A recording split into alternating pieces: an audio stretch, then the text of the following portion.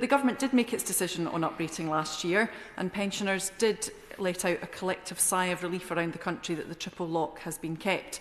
And no one is going to vote down either this or the later SI. It's quite clear that some on this side, all of us on this side, want it to go further, but we know that the harm of torpedoing them would be catastrophic because they would prevent the increases that have been proposed. But as the Honourable Member for Amber Valley said, there are different ways of doing this. But given that we do have this opportunity, I'm going to take it to allow the Minister to get a feel for the mood of the House, how we feel the Government is performing in this area, and more importantly in an election year, how our constituents feel that they are performing. Because it's quite clear that the outcomes of government policy are hard to swallow. What we are seeing is women dying as they fight for compensation in relation to the government's maladministration in relation to their state pensions, and that's clearly not acceptable. We know that pensioners are going hungry and risking illness because they can't afford to either eat or stay warm. That is not acceptable. And again, I raised a number of these issues relating to pensioner poverty in my recent adjournment debate, and I do look forward to meeting the Minister as was promised and discuss a number of those issues with him. And as members have also already raised, we know that 1 in 3 children are living in poverty, and that is not acceptable. So, Madam Deputy Speaker, the report card is in, and it is a fail. Record numbers of families are relying on emergency food parcels.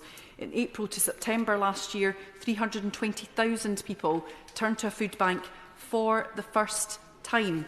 And as the Honourable Member for Oldham East mentioned, the Jacob Rowntree Foundation's Essential Guarantee, I do find it interesting that we're here debating how much the uprating to benefits is, but we never seem to actually debate what the correct amount is in the first place that can allow people to live with dignity with their essentials. And perhaps if people had that certainty, they would be better placed to improve their health and often their employment opportunities. And coincidentally, Madam Deputy Speaker, indeed I think I saw you there, the Trussell Trust is on the estate today, and I hope the Minister has had the time to visit them in the Churchill Room and hear directly from them. Indeed, the Minister and I worked together on the APPG for ending the need for food banks and our previous inquiry report into cash or food.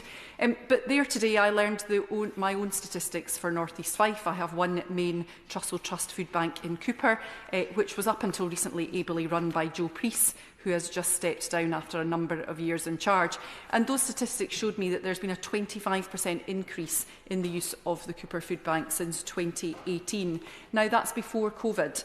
There's lots of reasons given by the Government about the fact that people are experiencing pressures due to the cost of living, but we all know in this place that food bank use was increasing long before COVID came along.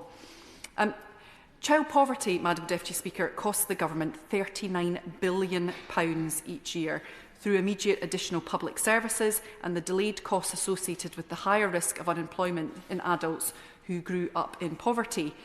£39 billion a year, a huge amount of, to some extent, avoidable spending. And I find it hard to believe that if you found a voter who thought that letting a child live in poverty was acceptable if we could avoid it. But even if you could find that voter, I'm pretty sure they would be horrified by the amount it is costing them, the taxpayer, to effectively do nothing. So I do put this to the Minister and the Government. I think the Government is shooting itself in the foot by uprating benefits with inflation whilst keeping the 2-child limit and freezing the benefit cap. And the Minister might say in his closing remarks that the cap was increased last year, but that is disingenuous considering it had been frozen since 2016 when it was actually lowered. Now, last year's uprating was vital but totally insufficient in ending poverty. Madam Deputy Speaker, when I was elected in December 2019, there were 41,000 families across the UK subject to the benefit cap. Now there are over 75,000.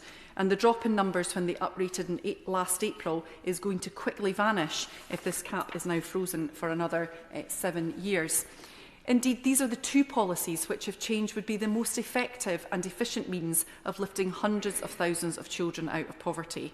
And I don't know how long the Minister is going to be in his current position.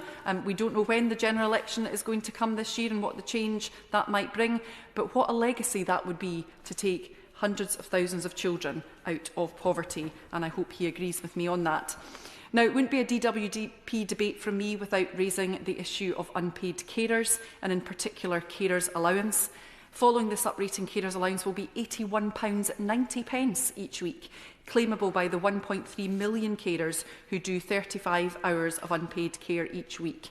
Full-time work, Madam Deputy Speaker. This is just £15.75 per week, more than when I was elected 4 years ago. For each hour of cooking, cleaning, bathing, appointments, admin and worrying, an extra 45 pence. So yes, I am bringing it up again. Now, I'm looking forward to meet the Chief Secretary to the Treasury next month to discuss carers allowance, particularly in relation to the much-needed reforms of it, because I believe that carers allowance actually creates barriers to work. But because almost half of carers receiving carers allowance report that they are struggling to make ends meet, and if they are struggling, the people that they are caring for are struggling too. I'm going to end, Madam Deputy Speaker, with a local gripe. Yesterday I received a letter from the DWP North East of Scotland service leader. This followed on from the Department's written statement 6 days ago about starting the next phase of the transition to universal credit. Now, this letter, incidentally, was dated 7 days ago, and it told me that the move to universal credit expansion into North East Fife had been moved forward to 9 days ago. 2 days before the letter was written, 3 before the announcement was made by the Government, and over a week before I was actually told. Now, MPs rely on timely communications to be able to do our job, to scrutinise government activity and to support our constituents. I really hope that was a one-off error, but I'm raising it here in the hope that future errors can be prevented. Madam Deputy Speaker, these orders are a technical necessity, but when we look past that, when we look past the different ways of calculating inflation and the actuary arguments, what we are talking about is the kind of society we want to live in. During COVID, many found out for the first time about the inadequacies of our social security system, and for those remaining on it, it remains deeply inadequate.